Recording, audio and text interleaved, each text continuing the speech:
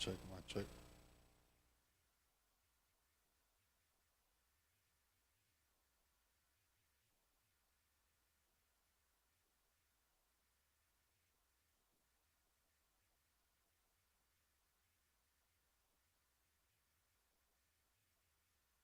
Testing, testing. Thank you.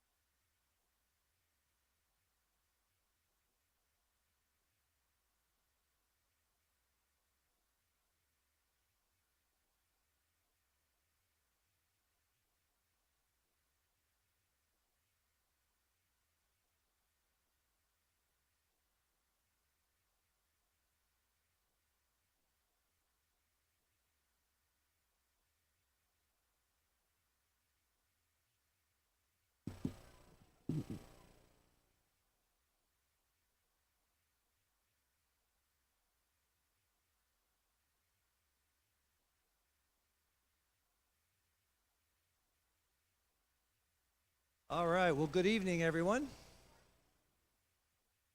Let's go ahead and get started so we can get to Bible class on time tonight.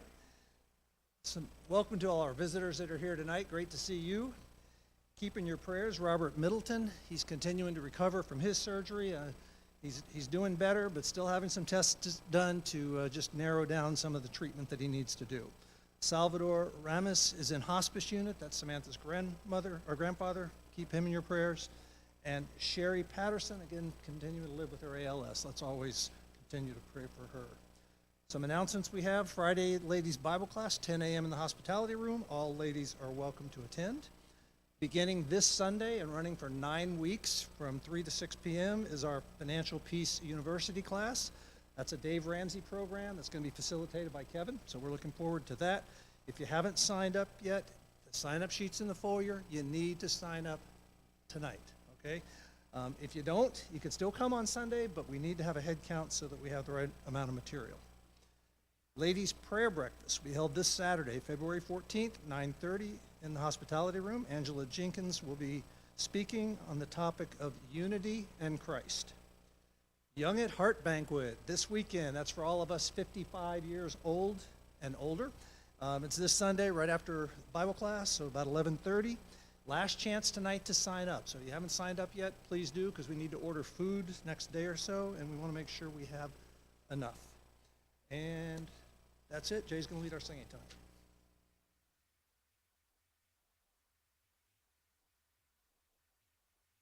Everything's high.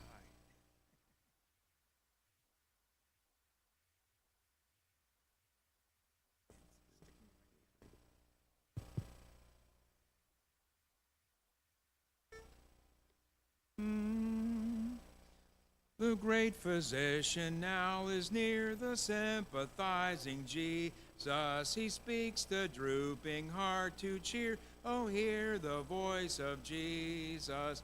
Sweetest note in seraph's song, sweetest name on mortal tongue, sweetest carol ever sung, Jesus, blessed Jesus. All glory to the dying Lamb. I now believe in Jesus. I love the blessed Savior's name. I love the name of Jesus. Sweetest note in seraph's song, sweetest name on mortal tongue, sweetest carol ever sung, Jesus, blessed Jesus. And when to that bright world above we rise to see our Jesus, we'll sing around the throne of love, his name, the name of Jesus. Sweetest note on seraph's song, sweetest name on mortal tongue, sweetest carol ever sung, Jesus, blessed Jesus. Invitations 909. 909.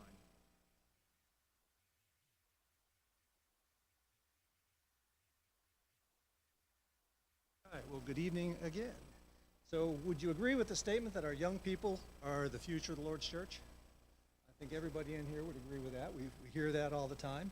Let me share some facts with you, and then I want to talk through some things that I think will help all of us. Some of the facts nationally, not just Church of Christ, but the Generation Z young people, which were born between 97 and 07, they actually lead the millennials and Generation X in church attendance.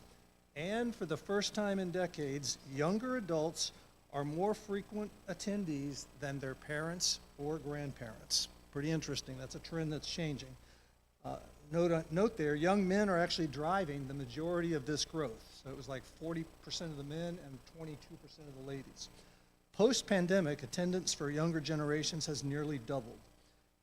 High school transition, though, remains a critical dropout point. One survey shows at age 17, you had 69% attending. 18, it dropped to 58, and by 19, it dropped to 40. 88% of teens whose parents attend regularly also attend regularly.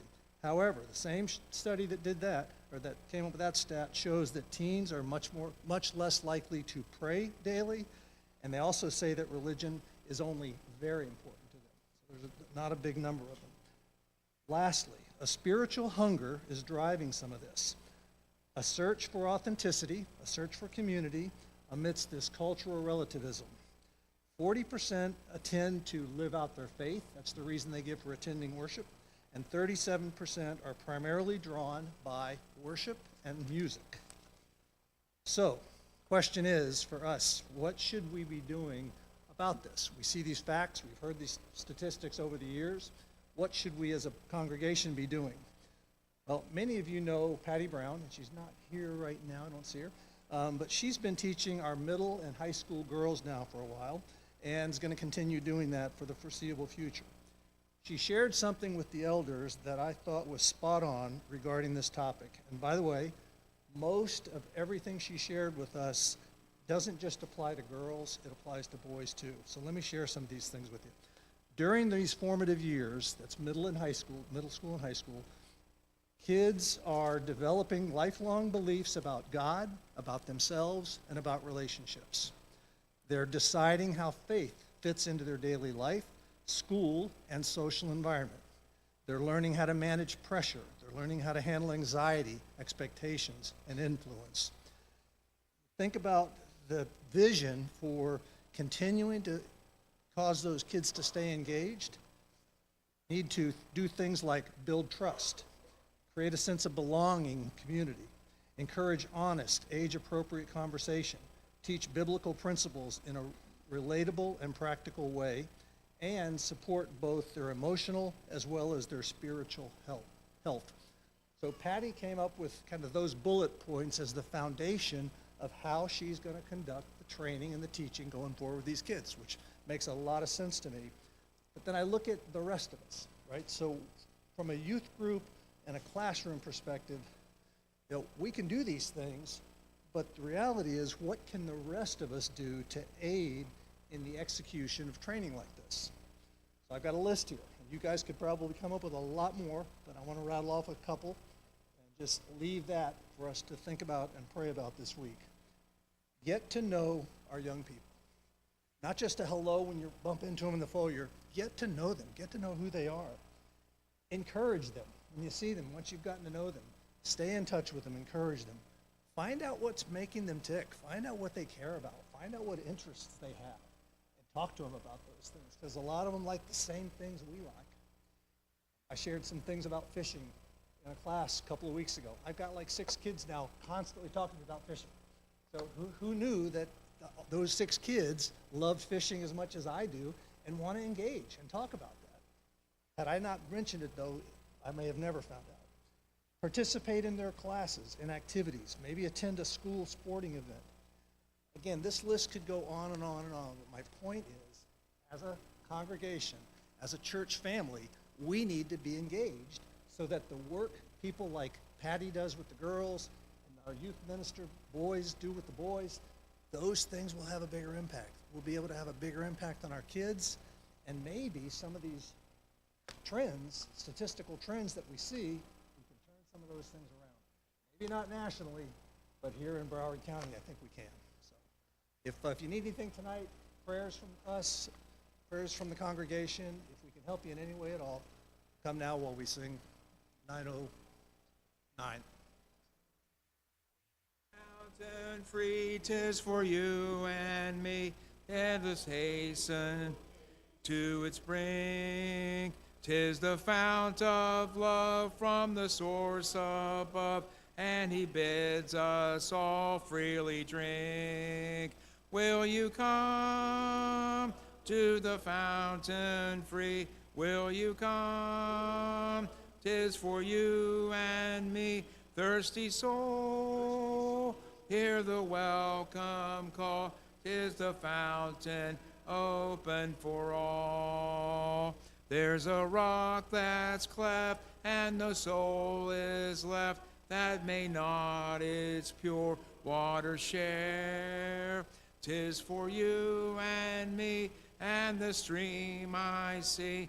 Let us hasten joyfully there. Will you come to the fountain free? Will you come? 'Tis for you and me, thirsty soul.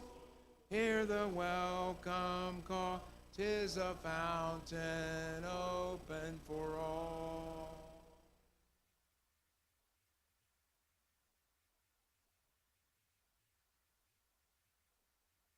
Bow your heads. Dear Heavenly Father, we thank you. Let us live in this great country so we can come here and gather and hear your word in peace. Father, allow us to hear our lesson tonight and the words that we read so that could be rooted deeply in our hearts so we can share it with our families, our friends, and our co-workers. Father, it's not a day that we fall short of things that you want us to do. Father, but yet you still give us the grace and embrace us. Father, we ask you to keep us safe so we can return here on Sunday, and we can also study your word and stay and pray.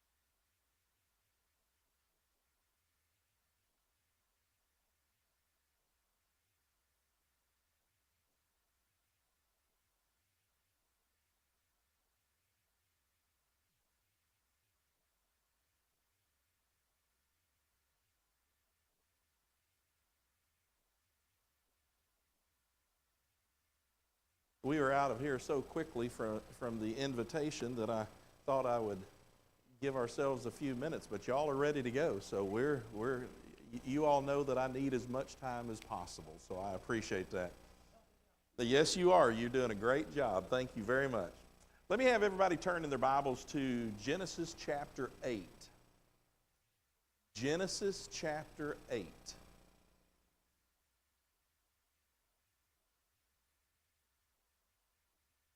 I want you to look at the very first word of verse 1 in Genesis chapter 8.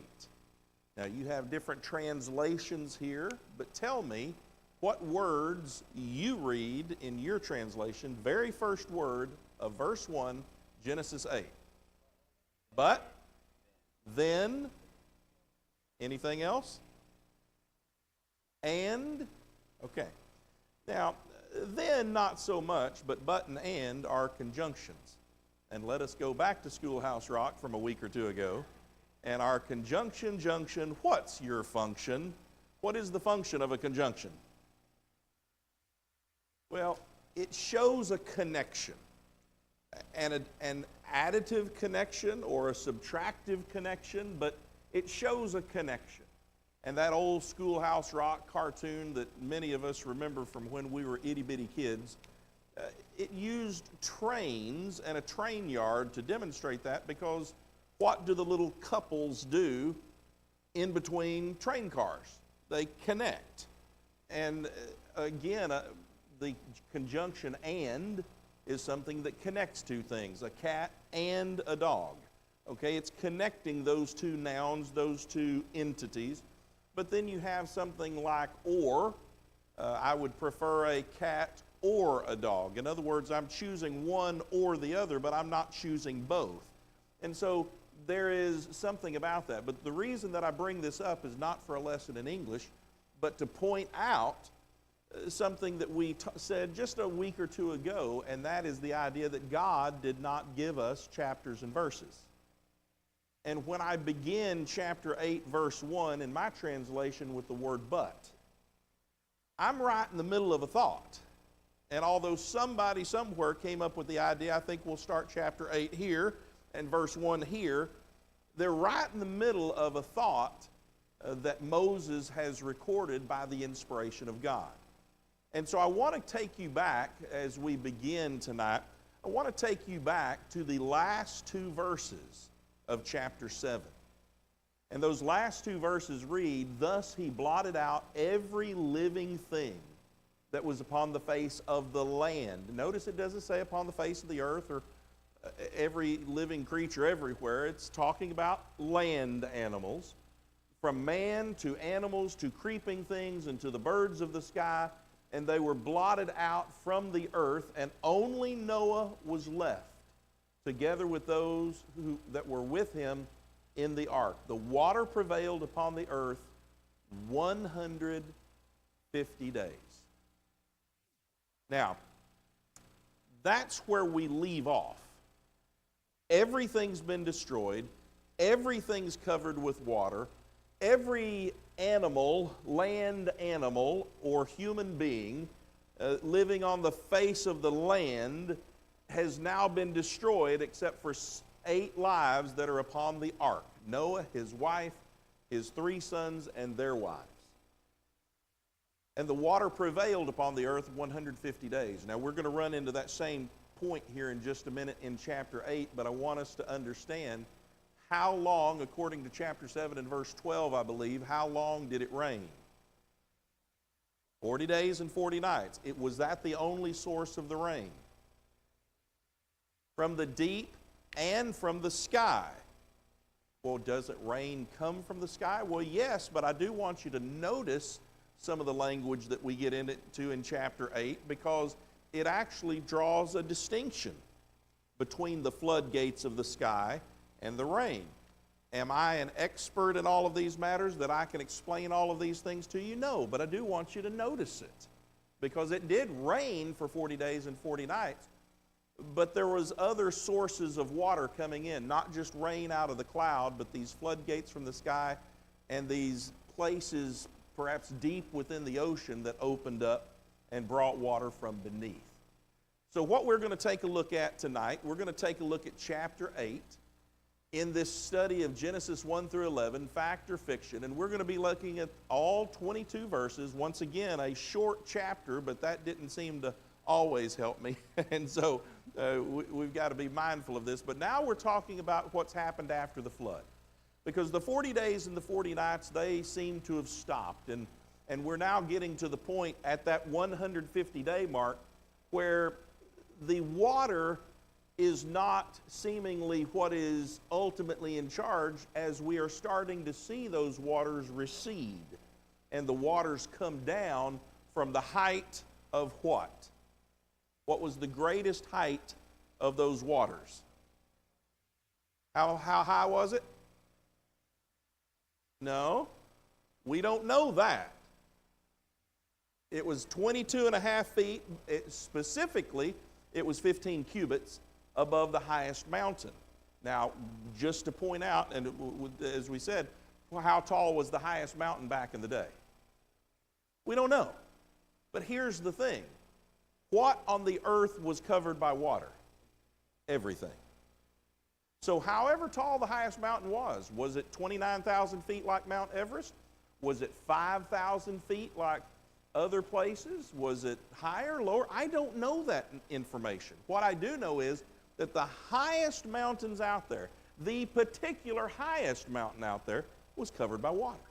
And if the highest mountain is covered by water, so is everything else. And so we see that. So let's take a look at chapter 8, verses 1 through 22. And let's break down the chapter specifically by looking at the first 3 verses. There's a lot of information here. God remembered Noah. But notice the first word. And God, but God, then God. There's a continuation of what just happened. Everything was just destroyed, and water has prevailed on the planet for 150 days. By the way, when a storm hits and the water moves on, the rain moves on, does the flooding problems immediately move on? No. I mean, flash floods occur sometimes after the rain's already stopped. And so we're seeing the aftermath, at least in part, of some of this. God remembered Noah and all the beasts and all the cattle that were with him in the ark. And God caused a wind to pass over the earth, and the water subsided. What does wind often do? It what? Moves things? Okay. What is it? Yeah, it actually encourages evaporation. I have in my kitchen, right in the middle of everything is my kitchen sink. And sometimes when I am drying things that needs a little while to dry, but I want it done by the time I wake up in the morning, I have a fan right over my kitchen. I'll turn that fan on because I know that evaporation will occur more quickly if I have moving air. Otherwise, it will still evaporate. It's just going to take longer. And sometimes I can wake up in the morning if there's been no movement whatsoever. If I've got a bottle, like a Coke bottle. With Sherry, we use Coke bottles sometimes for various additional things. And so sometimes we'll wash out a Coke bottle and use that. Well, water that's down in there, I want it dry. I want it completely usable by the time we get to work with it. And that's one of those things that we find. If I can move some air, it can make its way through the mouth of that bottle down into it and help evaporate things a little more quickly. Verse 2, also the fountains of the deep and the floodgates of the sky were closed, and the rain from the sky was restrained.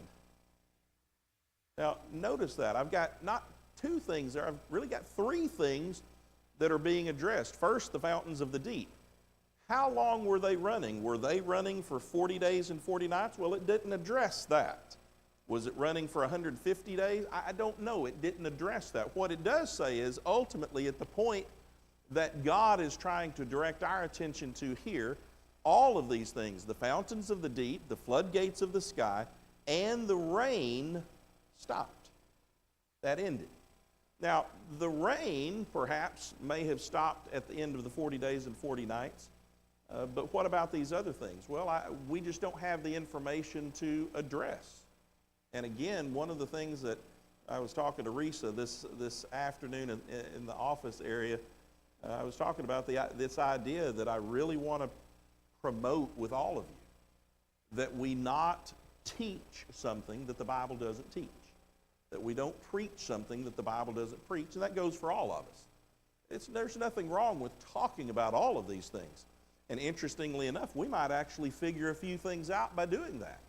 But we've got to be very careful not to promote something that God doesn't give us permission to promote. Verse 3, and the water receded steadily. Why? Well, the floodgates of the sky, the fountains of the deep, the rain, this is all over. And the water receded steadily from the earth, and at the end of 150 days, the water decreased. Now remember, for 150 days, water's in charge of the planet. Water is the major force on planet Earth. But at this point in time, things start to change. With every flood, there is a point where the waters peak. And although I don't live in a place that floods very often, I have in the past. And I can remember those times when near a particular river where they have a particular dam that man has made, there will be a whole lot of rain way upstream for maybe several states even. But all of that collects in the river and it starts to come down, and all of a sudden you start seeing, maybe this thing's got a 25-foot peak to it. And it's not a problem. The water is usually around 15 feet, but then it gets to 17 feet. And then it gets to 20 feet. And then it gets to 22 feet. And people are starting to worry, because not only is that getting up high and they're questioning whether the strength of the dam will survive, but they're wondering at this point in time, is it going to go over the dam? Well, this is the point where things start to recede. And this happens at the end of that 150 days. Let's talk about the ark resting. There's a lot of fun in this particular couple of verses, but in chapter 8, verses 4 and 5, in the seventh month of what? Well, not exactly. Let me have you guys go back to chapter 7 for just a moment. Look at verse 11. It says, in the 600th year of Noah's life, in the second month, on the 17th day of the month, on the same day all the floodgates, well, okay, we understand that. What is this talking about? Is it talking about is this the second month starting within Noah's life, or is it the second month of the year? And if so, why didn't God say February? Well, because nobody called it February yet. Those words, most of which are days of the week and the months of the year they come out of Roman and Greek mythology, and they're not on the scene at this point in time. But the idea is, who's writing this? Moses, by inspiration from whom? And God knows when everything started and when everything stopped. It says here that in this second month, everything starts. Now go back to chapter 8, verse 4. In the seventh month, it's stopping, okay, at least from the standpoint of the ark. It says, in the seventh month, on the 17th day of the month, the ark rested above the mountains of Ararat. Now, seventh month minus second month is what? 5 months. What's 150 days? 5 months. So basically what we're saying is, as the waters recede, so also something else is going to happen. The ark rested upon Mount Ararat.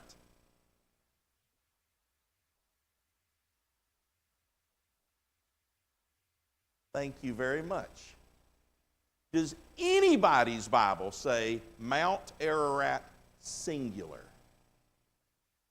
And yet I've heard preachers and teachers say this several times in my life, and I'm not talking about out there in the denominational world. I'm talking about right in the Lord's church. We have often talked about the ark receding and resting on Mount Ararat. The Bible doesn't say that. And I don't know of any good translation that says that. It says it was in the mountains of Ararat. Now, here's why this is interesting.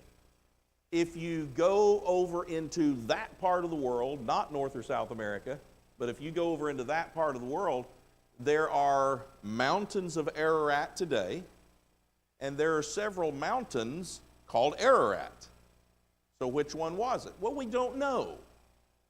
Now, I remember when I was a little kid hearing stories about a guy who hiked up over there and found a piece of wood that dated back to the time of Noah, and he said he got it inside this big ark thing that was, and that has been highly questioned as to whether that was even legitimate.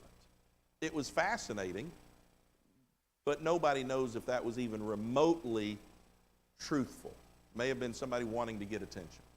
But they do have a place over there in Turkey today, which is a Muslim country largely. And there's a place over there where they have a formation in the earth that seems to be about 300 cubits long. Oh, and it happens to be about, how wide are they? How wide was the ark? 50? 75. 75 cubits. Am I correct on that? Now you got me questioning. But 50 was where we are high, I believe. And so the idea is that this matches some of those dimensions. And does it look like we think it would? Well, we don't know. It's covered up with a lot of earth, and a lot of it has decayed. But what they've done is they've done some testing that has suggested that there are hollow points and that there is actual structure where you would perhaps have beams and things like that that would support some kind of construction. They're not allowing them to do a great deal of research there. Why? Yeah, because first of all, in a Muslim nation, they don't want to do something that supports Christianity. And the New Testament talks about Noah and the flood. It certainly supports the Old Testament, and that's not something that the followers of Islam really want to be promoting, even though they claim to believe certain aspects of the Bible. So it is interesting that there are some things there. I have always wondered if they would find somewhere some structure that, I mean, I've passed through in Southwest United States, the petrified forest, if any of you have ever been there. It's got lots of places where there's just large pieces of wood and things like that over time have turned into rock. Well, I was wondering, would that have ever possibly happened to the ark, or did the ark just rot away like a lot of wooden structures do? I've always thought it would be neat if they found that. If they don't ever find it, if it's never released to be found, if it actually exists in a way that we could construe something positive out of it, does that change the Bible? No. It still happened because God said it happened.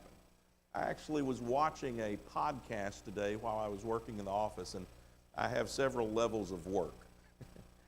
There are some levels of work where I don't want any noise or any interruptions or things like that, but then there's some kinds of work that I'm doing that I like a little background noise going on. I was watching a podcast, and it was interesting on this podcast listening to people declare that based upon historical documentation, and when I say historical documentation, I'm not talking about just paper, on rocks, entombed in walls of massive grave sites and things like that. There's a lot of information all over the world and in all kinds of groups of people from all over the world that all talk about this one time where there was this big giant flood. And so it's interesting that even skeptics seem to acknowledge that a flood did occur. They don't want to go beyond that. They certainly don't want to necessarily support the Bible, but they do acknowledge the existence of a flood. Well, it rested in the mountains, plural, of Ararat. And verse 5, the water decreased steadily until the 10th month. So now we've gone from 2nd month to 10th month. And in the 10th month, on the first day of the month, the tops of the mountains became visible. So from the time the flood started until the time you could see mountaintops was how long? 10 minus 2. About 8. Now, I'm not taking into consideration months, so don't tell me it's closer to the. I'm just dealing with the months instead of weeks and days and things like that. But the idea is, water covers things for a long time, and then only the mountaintops begin to be revealed. And then, in verses 6 through 12, we see the introduction of birds. Why? Well, because now we have land. And those birds don't want to stay on board the boat all the time, and so Noah starts to release them. In verse 6, we read that it came about at the end of 40 days that Noah opened the window of the ark which he had made. Now, is this the 40 days? It just stopped raining, so now he opens and starts sending them out? Well, that would be kind of silly, okay?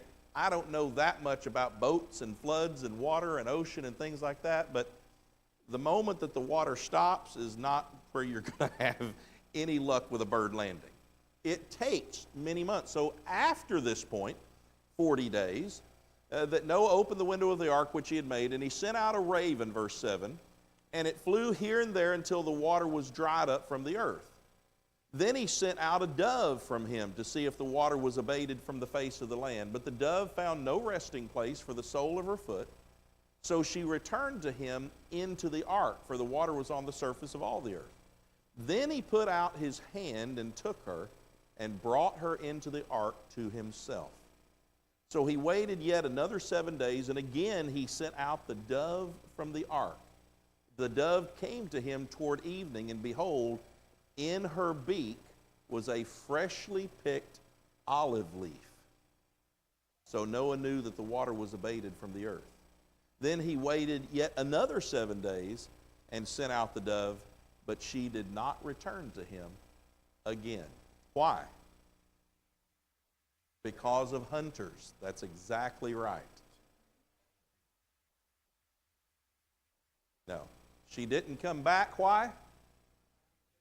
Found a better home, found a place to land. You know, it's interesting, and I think about geese, these weird-shaped flying vehicles that fly from the north to the south and the south to the north. These animals, which look like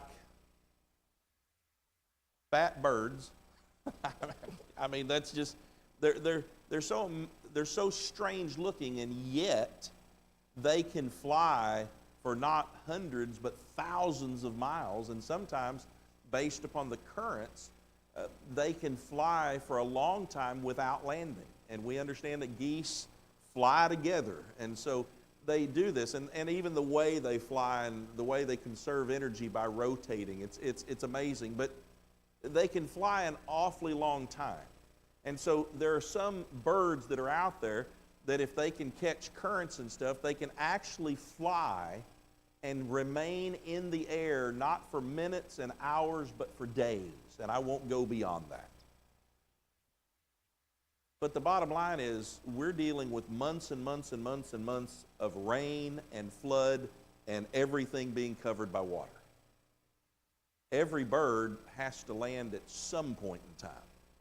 And of course, if you happen to be a bird and you can land like a duck or like geese on water, well, you may have other problems at that point too. So, and I'm talking about the animals that live under the water looking for something to eat. And so the bottom line is we see that this dove finally goes and finds some kind of footing, some place to land. And this is more positivity for Noah, who is looking out that one window, wondering what's going to happen next. Then we have, in verses 13 through 19, the living left, the 8 lives that are left and all that's with them. In verse 13, it came about in the 601st year. Why does this say 601st year of what? Noah's life, okay? We've literally, from the time that he was 600 and the flood waters came, we've literally had almost a year pass. Not quite, but almost, but we've gotten into the 601st year of his life. In the first month, in the first day of the month, the water was dried up from the earth. Then Noah, removing the covering of the ark, and looked, and behold, the surface of the ground was dried up. Real quick question. Somebody explain to me, what's this covering? Who said anything about a covering? All the pictures I ever saw, it's just nice pieces of wood and 37 animals sticking their heads out of the 37 windows that were not built into the ark. Where did this covering come from? Well, let me tell you something. If it were just raining, that would be one thing. If it's raining to produce a flood that's going to destroy the entire earth, that's another thing. And then, if you've got the floodgates of the sky opening and that in some way contributes to just basic rain into some kind of way possible, I don't even want to open that window. But one thing's for sure, to do that or a lot of other things, that could be a matter simply of protection.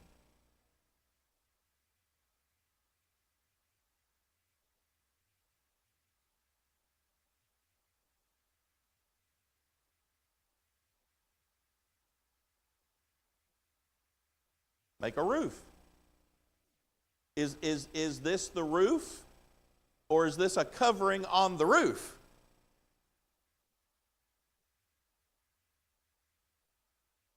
Pitch means what? Atonement? Well, that might be a comparison or a metaphorical use for it. The pitch is kind of what we might call tar. It was something that would help seal things up. Okay, to make sure that there was no leakage. One thing you want in a flood is a boat that doesn't leak. So that would be the case. But, you know, evidently there was some type of covering. We don't have a lot of information about it, but we do have information about it in verse 13. It says, Noah removed the covering of the ark and looked, and behold, the surface of the ground was dried up. In the second month, on the 27th day of the month, the earth was dry. Question. When we read verse 13, and Noah sees that the ground is dry, and why then is he still on the boat in verse 14 when the ground is still dry? Well, that's one thing. God hasn't told him to get off. Number two, who closed the door to the ark? I would probably wait for him to open it. And in the way God closed it, guess what? It might not be openable until he's ready. I don't know that. But one thing's for sure, after I go through an experience like this, I would be on board. I would probably leave the covering on. I would be probably hesitant in a lot of ways. Very possibly. It could be a very simple covering. The way that it reads, it says the covering of the ark. I don't know. I don't have all of that information, but there was something additional there that we don't often see in pictures.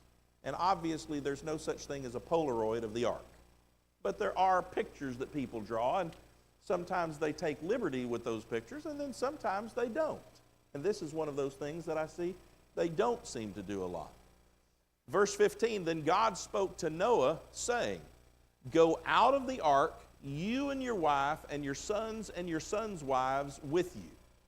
Bring out with you every living thing of all flesh that is with you, birds and animals and every creeping thing that creeps on the earth, that they may breed abundantly on the earth and be fruitful and multiply on the earth. Now, I want you to think about this for just a second. Just look at verse 17. There's more to the story. We're not even into chapter 9 yet, and there's more to this story.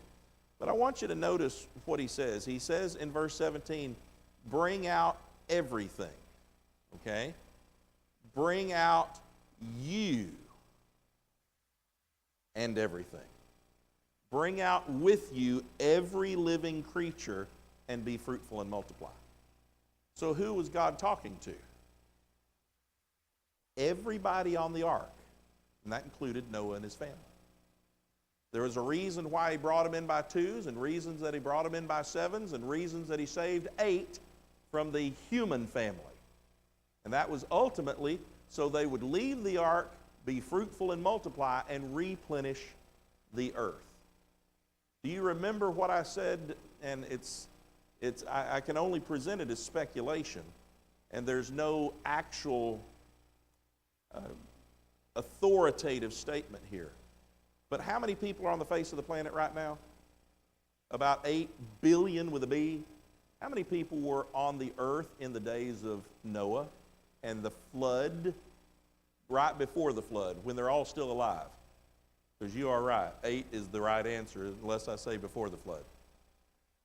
There are people who have taken the genealogies and the chronologies of earlier chapters, the line of Cain, the line of Seth, all the way down into Adam, how long they lived, how many children they were having, how old they were when they were having children, how many other children does that fall into play? What does this mean?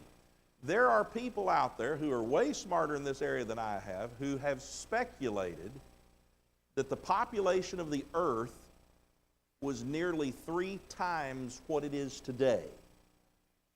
We talk about millions of people. They're talking around 20 billion, with a B, people on the face of the earth. Now, a lot of people just immediately dismiss that and they go, well, that's kind of silly. No, it's really not. If you understand math, and if you understand the exponential curve that all numbers hit at a certain point, it's crazy. What happens if you take a penny and you double it from one day to the next? How many do you have? 2 pennies. And the next day you double it and you have 4 pennies and 8 pennies and 16 pennies and 32. And people are like, yeah, that's not going to. You understand if you do that for 30 days, you'll have $1 million. If you start with a penny and you double it every day for 30 days, in 1 month you'll have $1 million. Because there is this point on the curve where everything's kind of growing, but it's not growing very much, and then you hit this point where it just veers up. I'm about to teach Financial Peace University on Sunday. Can't wait. But I'm going to show the people in that class some of these graphs up on a chart, up on the TV and everything, because I have had 8-year-olds fascinated with the idea of saving and investing money when they see these charts. Because if you can get to the point, if you can get to that point where the chart takes off, that's what's amazing. Well, guys, how many children do we have today? I mean, in a lot of places in the world, we're literally talking about 2. Now, I didn't say that's how your grandparents and your great-grandparents did things. I'm saying today, there are lots of places where people don't have that many kids. But back in the day, Adam and Eve had Cain, Abel, Seth, other sons, that's at least 2, and other daughters, that's another 2. We can declare very clearly from the text that they had at least 7 kids. How many of you have 7 kids? My point exactly. But let me tell you something. Remember how they're having kids when they're 125, 150, 160, things like that? How many did they have the century before that? And if you've got that many kids, you know, and they're all having that many kids, guys, the number is absolutely reasonable. Jay.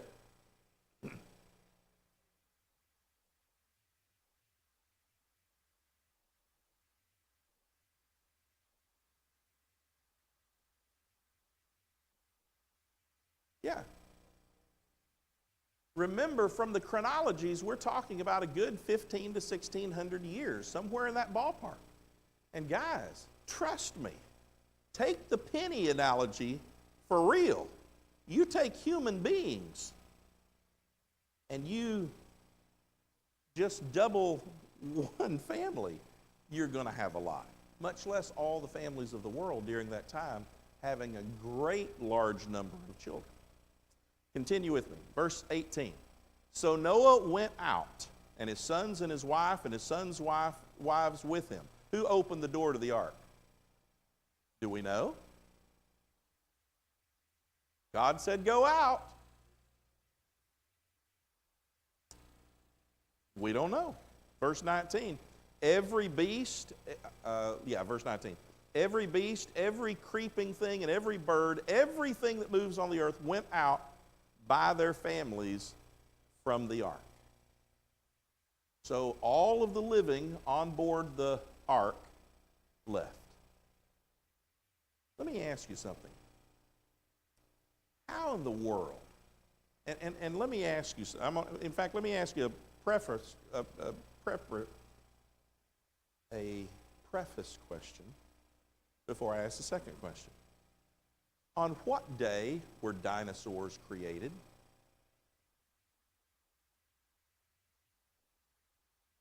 What day?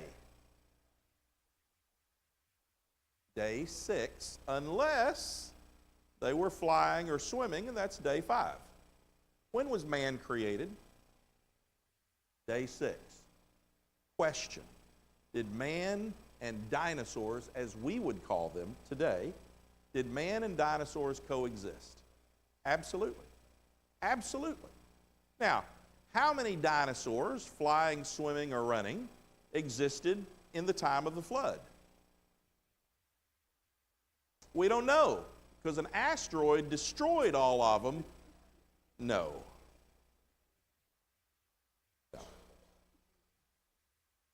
Early physicists in the days of Seth noticed that a comet was, no, that did not happen. Have asteroids and things like that hit the earth before? Yeah, we've got evidence of that right here in the United States. But did it destroy all of the animals? Well, no, because if it did that, it would have destroyed most of the humans, and if not all of them.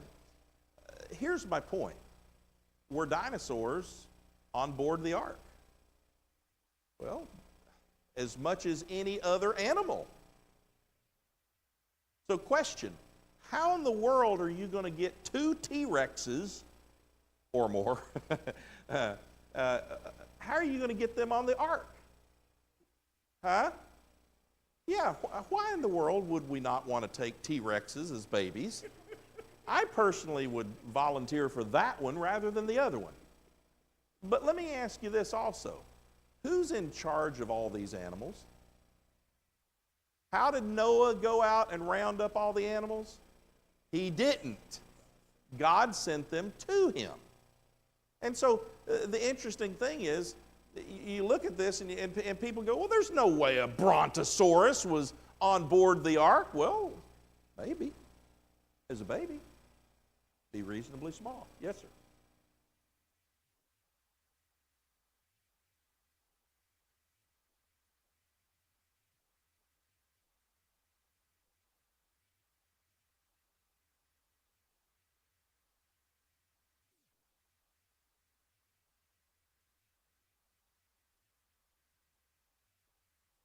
Well, yeah.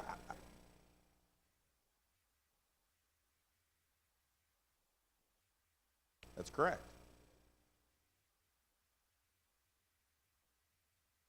Question. Have there been any animals that we know of today that have gone extinct in the last 100 years? Yeah. There are. And so my point is, could there be other animals that have gone extinct? Remember, if, and this is an if, everybody, you got that? If the climate changed from before the flood to after the flood, what was able to remain? What was able to continue? Don't actually know. David, come on, I'm talking. But what I am saying is that there's nothing to say that it could have died off. But now here's an interesting thing. I have literally seen, literally with my own eyes, held with my own hands, stones from Peru that a friend of mine at Apologetics Press has in his office. And those stones have images of mankind walking beside what I would call a triceratops, what I would call a stegosaurus. These are very specific animals that we've only really uncovered as far as bones and things like that through fossils in the last century. And yet these things were carved on the sides of these rocks hundreds of years ago. How did they know what something was something like that was like? Well, obviously early Peruvians, Googled it.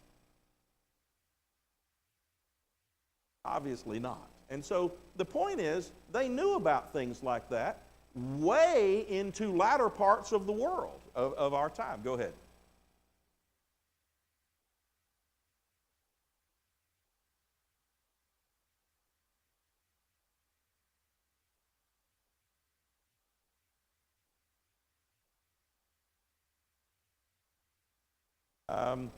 In 200 years, they really might believe that, okay? I wonder a lot of things as they're changing.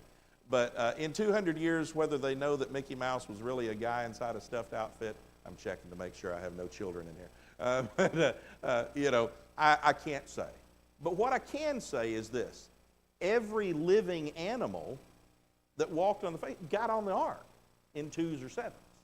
And so what came off the ark? Well, every living animal that was on there. The ark was not a moratorium. It was not a place where everything died. If that happened, that died in the ages to come. And some of those may have been soon, some of those not so soon. But my point is, when people come along and say, well, they're not going to fit a brontosaurus on the ark, much less 2 or, yeah, you could. Remember that God gathered them by kinds.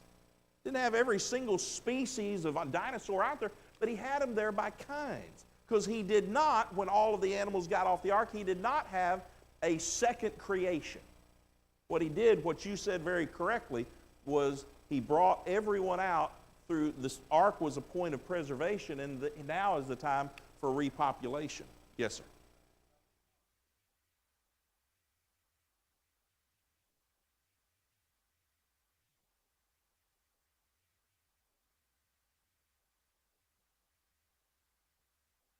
Well, that's certainly possible, okay? You're about to get that admonition, by the way. That's a good point. Yeah. Just to be clear, if we're going T-Rex hunting, again, I'm hunting the babies, okay? So full grown comes after me, no. David?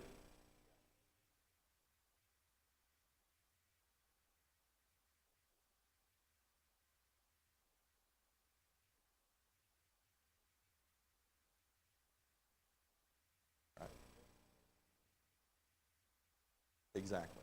Exactly.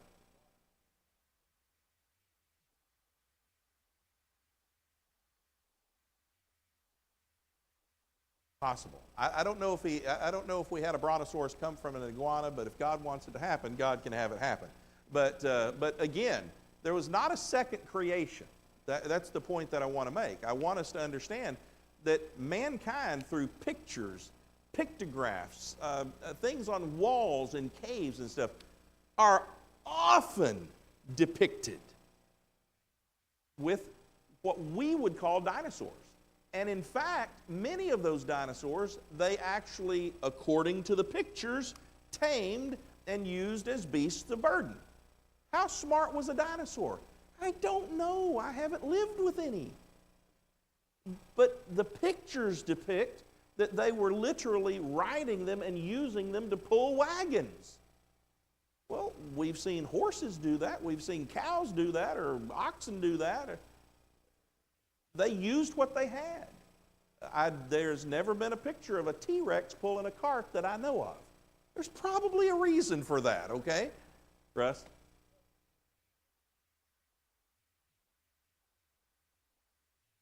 Right.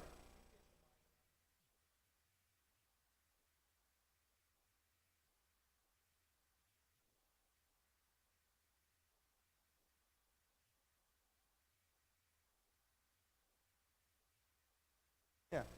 I think the biggest thing, and the reason that I bring up this point about dinosaurs on the ark, is because we have no information contrary to that point. What we know is that all animals were created on day 5 and 6, and all humans were created starting on day 6. So the question is always argued that dinosaurs existed millions of years before humans ever came on. No. That's not what the story tells at all. And what we have is literally evidence, and all it is evidence suggesting that well into the Middle Ages, they had dinosaurs of various kinds. By the way, do you know one dinosaur in particular? Just it's some news just a couple of days ago. But one thing that is suggested is that they have found this amazingly intact fossil skeleton of a dragon. Somebody goes, a dragon? That's fairy tales. Well, not necessarily. Are there any other kind of animals out there that can create fire with their, whatever? Well, yeah. The bombardier beetle does that.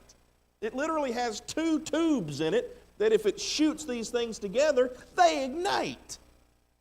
Well, could you have a dragon do that? There are pictures of these kinds of things. Pictures from human beings. Because I don't think any other creature on the face of the planet was drawing these for us. And so it's just something to think about. But what's interesting is how quickly people reject things that they simply don't want to believe. Let's take a look at the rest of this.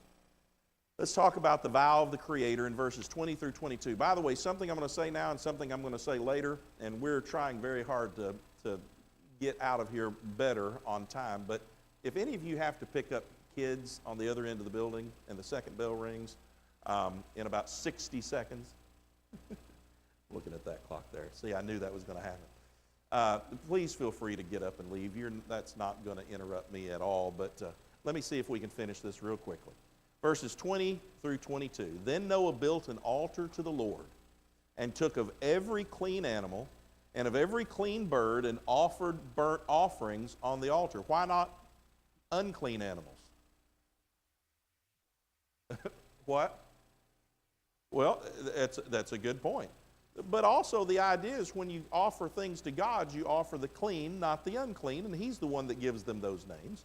The Lord smelled the soothing aroma, and the Lord said to Himself, I will never again curse the ground on account of man. In other words, He destroyed a lot of things, a lot of life, on account of man. But I'm not going to do that again, He says. For the intent of man's heart is evil from his youth. Didn't say from an infant, but from his youth. And I will never again destroy every living thing as I have done. Will He destroy every living thing ever again? Yes. but not as he has done. While the earth remains, seed time and harvest, and cold and heat, and summer and winter, and day and night shall not cease. I conclude with something borrowing a verse out of chapter 9, which we know is coming, and that's the rainbow. Where in chapter 9, verse 13, God said, I set my bow, that's the rainbow, in the cloud, and it shall be for a sign of a covenant between me and the earth. That covenant being, I will never destroy the earth again by flood. Will he destroy it with fire? Sure will. It will burn up in intense heat, the Bible records. And so that's true, but that will be on the last day. That will be on the day of judgment. And everything in this existence will be destroyed. And we will, those of us who are faithful in Christ, we will be joined with Christ in the air, and we will be with him forevermore. Those who are not will be cast out of the presence of God. And I was just finishing my lesson for a week and a half from today, and I sent it to you, Risa. But one of the passages of Scripture we're going to talk about is that scene, as Paul tells the Thessalonians about that day of judgment. It's going to be a violent, horrible, terrible day for those who know not God and obey not the gospel. And so let's make sure that we know God. Let's make sure we obey the gospel. Let's make sure that we live faithfully for him as Noah did in his day. Have a good night.